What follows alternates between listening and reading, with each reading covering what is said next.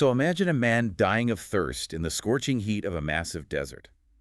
His lips are cracked, his strength is totally failing, and he holds a map leading to a lush, life-saving oasis. Right. A literal matter of life and death. Yeah, precisely.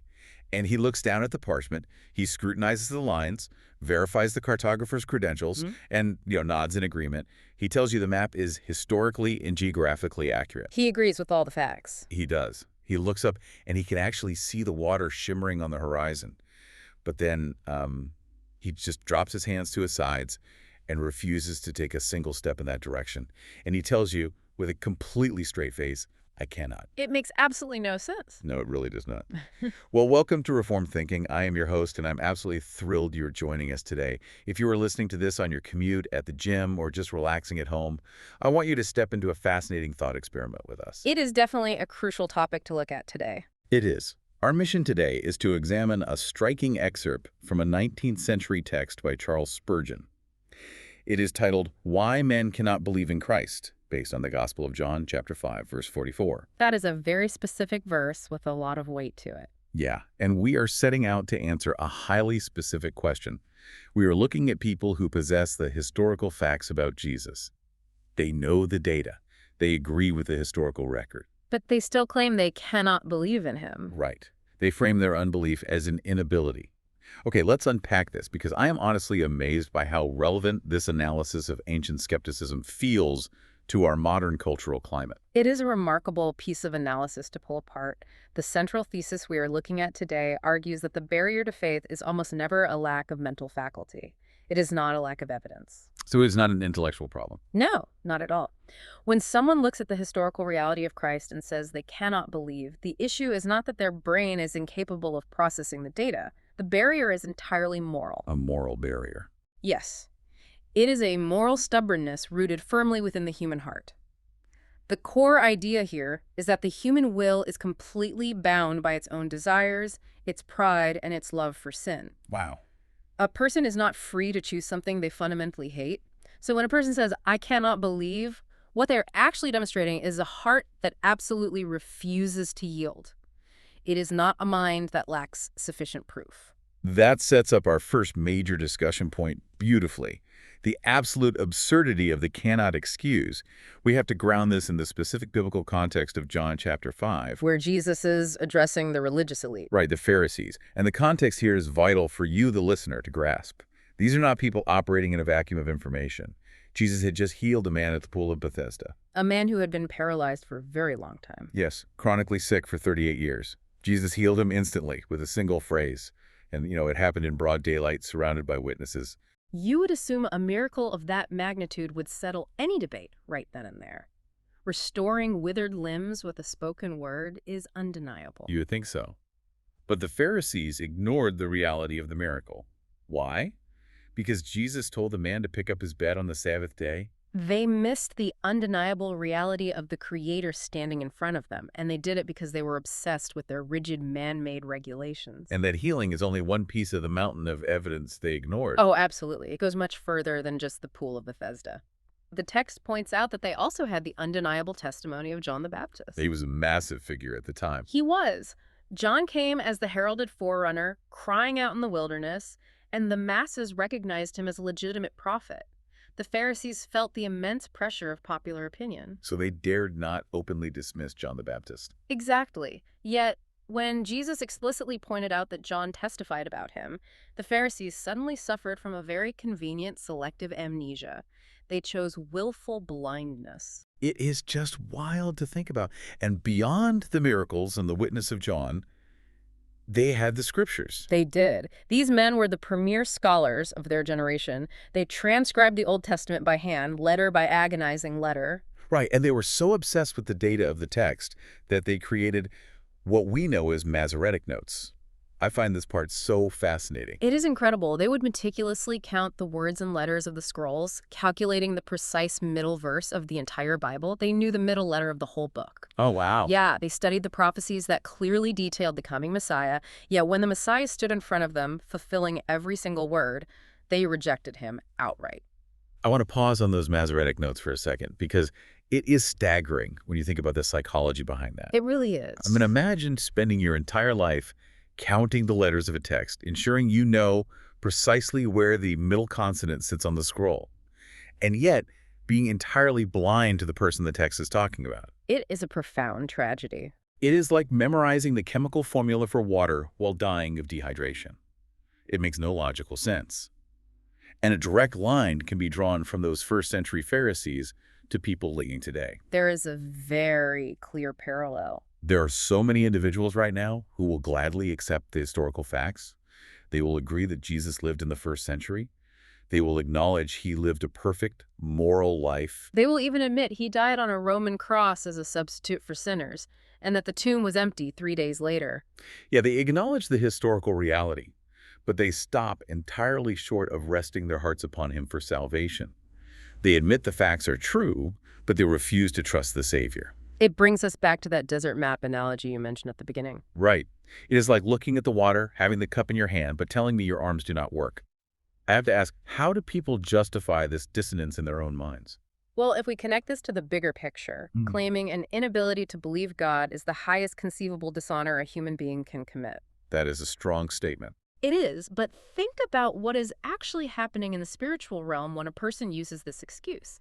To say you cannot believe a fellow human being is to malign their character. You are telling them they are untrustworthy. Yes, you are calling them a liar to their face. Hmm. But to tell the creator of the universe that you cannot believe, his promise is monstrous insolence. It is an act of blatant cosmic rebellion. Because of who you're talking to. Precisely. You are looking at the one who cannot deceive, the one who has the absolute authority to save to the uttermost, and you are declaring that his word cannot be trusted. Wow. The text differentiates clearly between a mental inability and a moral inability. A mental inability, say, a lack of cognitive function, or someone who has never heard the historical facts, would be a valid excuse. That makes sense. But moral inability is different. It is entirely different. Moral inability, which is the heart refusing to bend its pride, actually aggravates the sin. It makes it worse. Much worse. The fact that your heart is so fiercely hostile to God that you literally cannot bring yourself to trust him is proof of how severe the condition of the human will truly is. You are bound by your own hostility. That brings us to the specific barriers that create this moral inability, starting with the poison of human praise. That is a big one. It is huge. In John chapter 5, verse 44, Jesus asks the Pharisees how they can believe when they receive honor from one another. Let us look closely at this barrier of status. It is a very real trap. When people receive honor from society, whether for their academic abilities, their corporate rank, or their generally good moral reputation in the community, it creates a deadly psychological trap. They start to feel insulated. Yeah, they start to believe they're fundamentally separate from the common crowd of sinners. If society is constantly applauding you, you start expecting a backdoor entrance to heaven. Like a VIP line reserved for the highly respectable. Exactly. And that expectation of special treatment is absolutely fatal to faith. Because the gospel demands that every single person, regardless of their social standing, their bank account, or their charitable contributions, must come to God as a beggar. You have to strip away all your perceived merit. You do. You must abandon your accolades and rely entirely on grace. But if you spend your life being praised by your peers, and worse, if you come to crave and expect that praise, your pride festers and hardens. You lose the capacity to fall on your knees. Yes, to cry out for mercy like a common criminal. You start thinking you have something of value to offer God, some sort of leverage based on your earthly resume. There is an illustration in the text involving Sam the slave that captures this dynamic perfectly. That is such a great story. It is such a vivid picture of this theological truth. The story involves a slave owner and his servant, Sam, who are both feeling the heavy weight of their sins. They're both under conviction. But they have very different reactions. Right. Sam finds peace and trusts Christ long before his master does. The master is struggling, wrestling with his pride, unable to find assurance. Because he cannot let go of his status. So when the master finally asks Sam why he found peace so quickly, Sam explains it using the imagery of an angel offering a new robe. Sam says that when the angel offered the master a new robe, the master looked at his own coat. And he thought his coat was pretty good. Yeah, sure, it was a little worn at the elbows, it had a few holes, but it was still made of fine material. The master thought he could patch it up and make it last a little longer, so he hesitated to take the new, pristine robe. But Sam's situation was different. Completely. When the angel offered Sam the new robe, Sam looked at himself and realized he was dressed entirely in filthy rags. He had nothing worth patching, nothing worth saving. So he gladly threw off his rags and put on the new robe immediately. I love that story. Yeah. It perfectly captures how self-righteousness and societal respectability make accepting the absolute necessity of the gospel so much harder. If you think your moral coat just needs a few patches, you will never accept the robe of righteousness Christ offers. What's fascinating here is that the honor the Pharisees received, which built up their immense pride, was completely unearned to begin with. It was all a show. It was. Their entire religious system was an elaborate exercise in hypocrisy. The text details their ostentatious displays of religion. Picture the scene in first-century Jerusalem. It must have been wild to see. They would literally blow trumpets in the crowded streets just to announce they were about to give a few pennies to the poor. They wanted an audience for their charity. Massive displays of fake piety. Exactly. And they were meticulously exact about tithing the smallest herbs from their window gardens. Mint, anise, and cumin. They were tithing spices. Yes, they would sit there and calculate fractions of a farthing, ensuring they gave exactly 1/10 of a tiny mint leaf, so everyone walking by would marvel at their strict devotion to the law. That is just obsessive. It was. They wore garments with massive 6-inch borders, designed specifically to make them look incredibly pious and holy. Yet behind closed doors, the reality was entirely different. Because Jesus pointed out their secret lives. Right. Jesus pointed out that they were secretly devouring widows' houses. They were enriching themselves by exploiting the most vulnerable members of society. Looking super holy on the outside. Yes, legally maneuvering to steal property, all while maintaining a flawless public image. A person living such a false, hypocritical life cannot embrace a savior who embodies absolute truth. The dissonance there is jarring. Imagine the psychological toll of maintaining that facade. Precisely. If you have spent your entire life operating in the dark, building a fake reputation, constructing a hollow monument to your own goodness, the sudden introduction of absolute truth will be agonizing. It would ruin everything they built.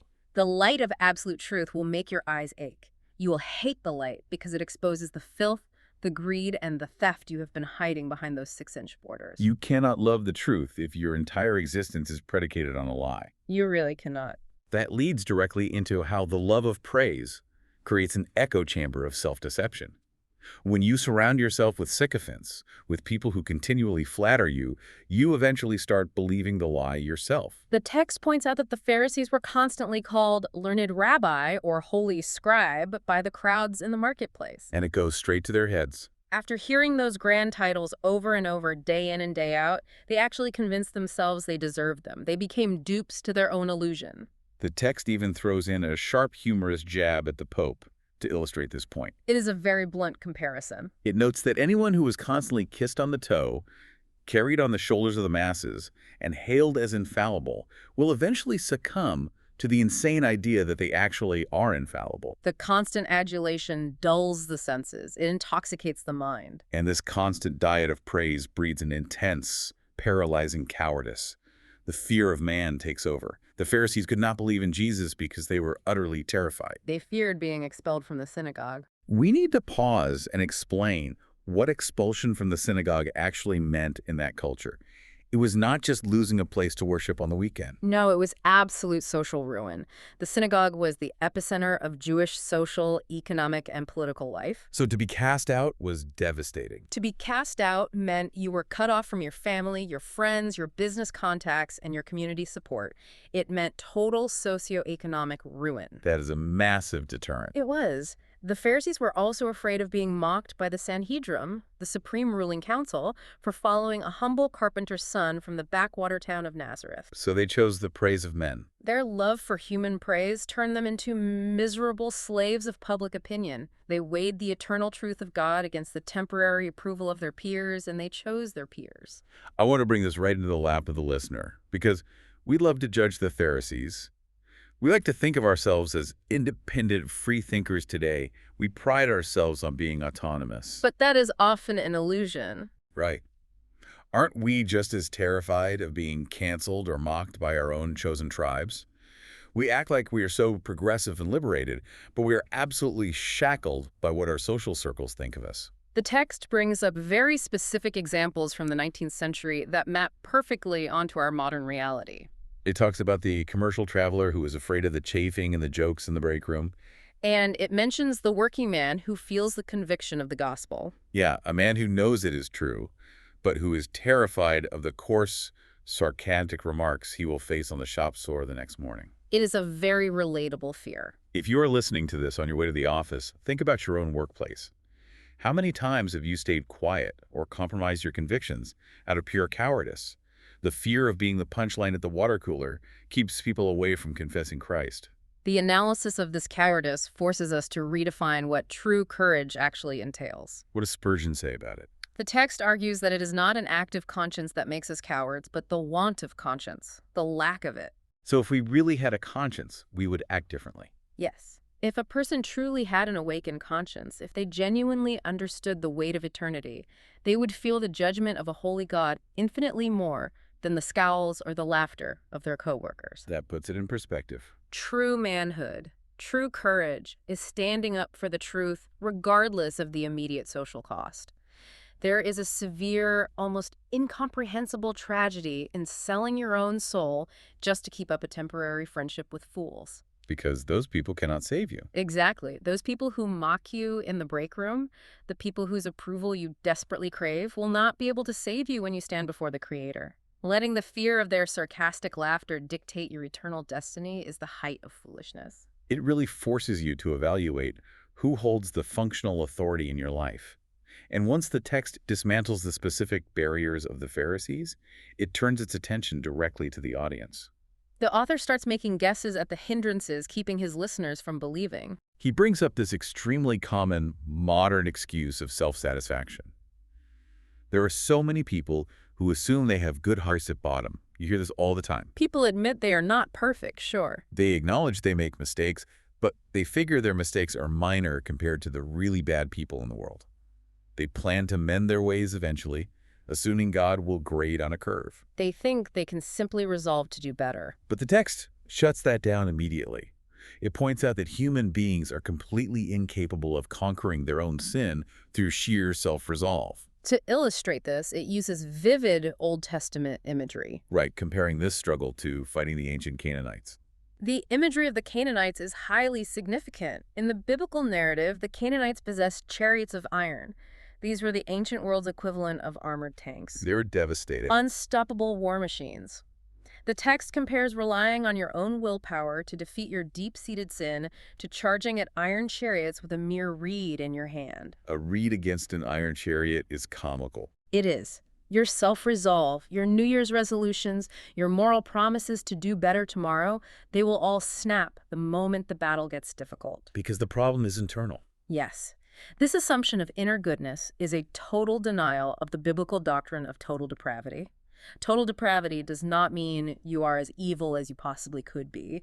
It means every part of your nature, your mind, your will, your emotions, is corrupted by sin. So if you think you are basically good, you miss the point entirely. If you believe your heart is essentially good, you will never see your desperate need for a substitute. That highlights the absolute necessity of confession, doesn't it? The text asks a piercing question. How can someone possibly value the blood of Christ if they refuse to utter the simple words, God be merciful to me, a sinner? They cannot. A person cannot value forgiveness if they are completely asleep to the reality that they have committed a grave offense. The refusal to confess sin is a massive, impenetrable wall. People simply do not want to make a clean breast of it.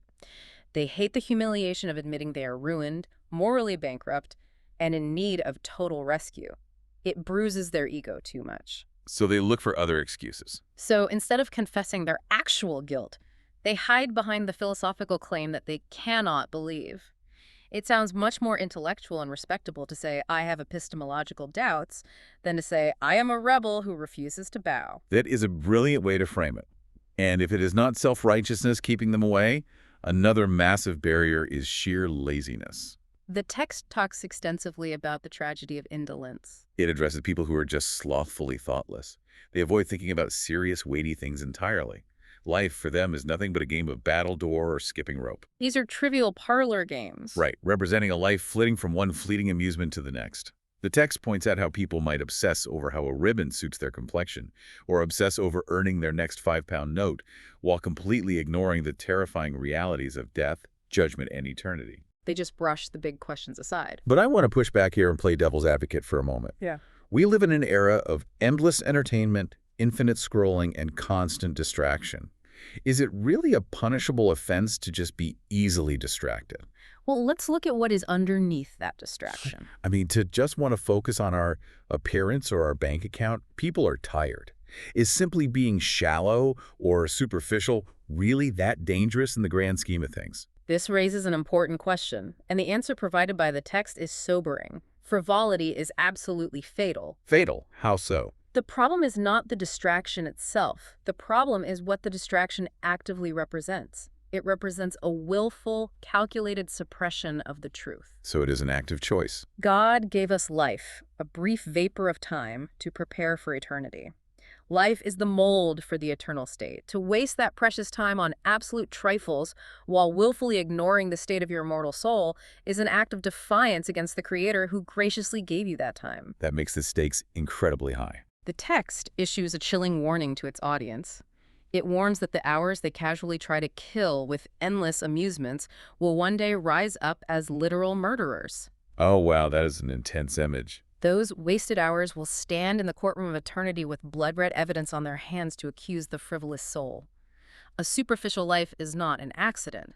It is a highly effective defense mechanism. We distract ourselves on purpose. We fill our ears with noise to avoid facing the terrifying silence where the reality of a holy God resides. The imagery of ours standing as murderers with blood-red evidence is staggering.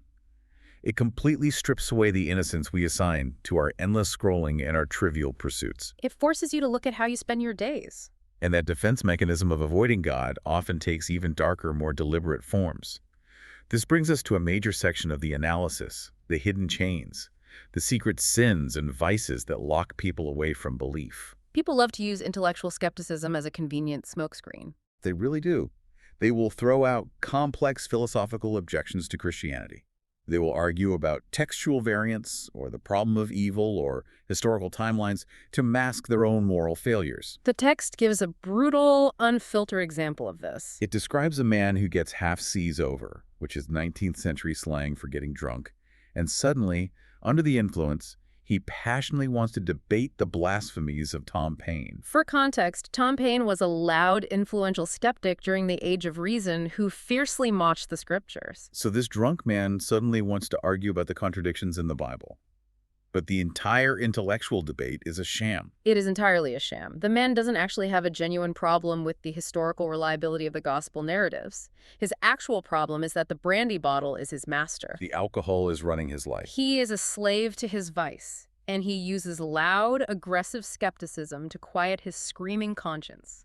It is much easier to pretend you have sophisticated intellectual doubts than to admit you are a weak, helpless slave to a bottle. It sounds so much better to say you are a skeptic. And the text is relentless in exposing this dynamic, particularly among the upper educated classes. It attacks respectable vices. It mentions the respectable merchant in the city. This is a man who runs in the finest social circles. He is highly esteemed, wealthy, perhaps sits on charity boards, but secretly he keeps a mistress and lives in hidden fornication. And he is the one claiming he cannot believe. This same man confidently claims he cannot believe in Christ. The text bluntly responds, of course he cannot. How could he? Because the gospel demands he give that up. The gospel demands genuine repentance, the forsaking of sin, and he absolutely refuses to let go of his secret lust. He loves the darkness more than the light. It does not stop with the hidden lust either. The text also attacks dishonest business practices, tearing down the justifications of the corporate world. It calls out the merchants who use knavery and puffery to sell their goods. They lie to their customers, they manipulate the scales, they cook the books, and they justify all of it by saying, well, there are tricks in all trades. Everyone is doing it to survive. They try to normalize their cheating to soothe their festering guilt. They build a fortune on a foundation of calculated deception. So what does this all mean? When you look at the drunkard pretending to be a skeptic, the wealthy merchant hiding a mistress, and the businessman lying to his customers, what is the core underlying issue tying all these diverse excuses together? The core issue, the unbreakable theological reality, is that you cannot obey two masters. It is a spiritual impossibility. You have to pick one. A person cannot seek the forgiveness and the cleansing of God while fiercely gripping on to deliberate, calculated dishonesty or hidden lust.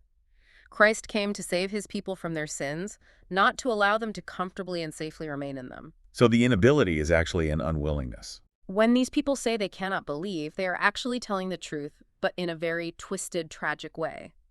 Their will is so entirely bound to their sin, so utterly enslaved by their illicit desires, that they cannot choose Christ. They actually prefer the sin. They prefer the taste of their rebellion over the cure of the Savior.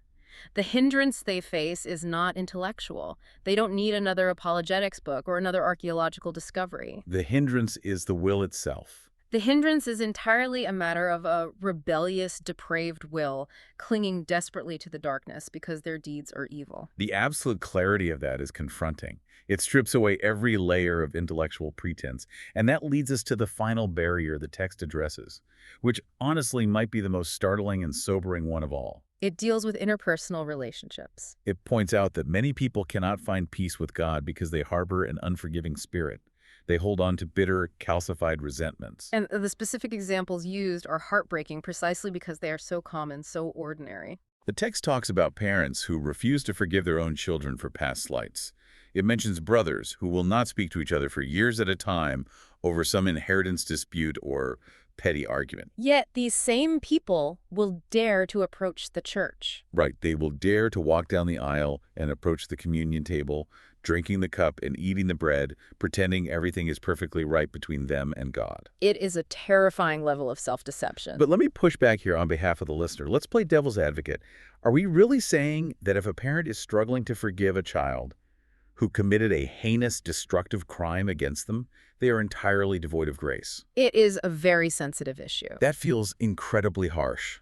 How does the theology justify drawing such an absolute unforgiving line in the sand? It is a harsh reality, but we have to look at the theological weight of what is happening. The text states a hard, unyielding truth. An unforgiving man is an unforgiven man. That is a tough pill to swallow. To understand why this line is drawn, you have to comprehend the scale of what happens in salvation. Think about the sheer arrogance required to demand that God forgive your massive, incalculable debt of cosmic treason. The scale of our sin against God. Yes, you have broken the laws of the eternal Creator countless times.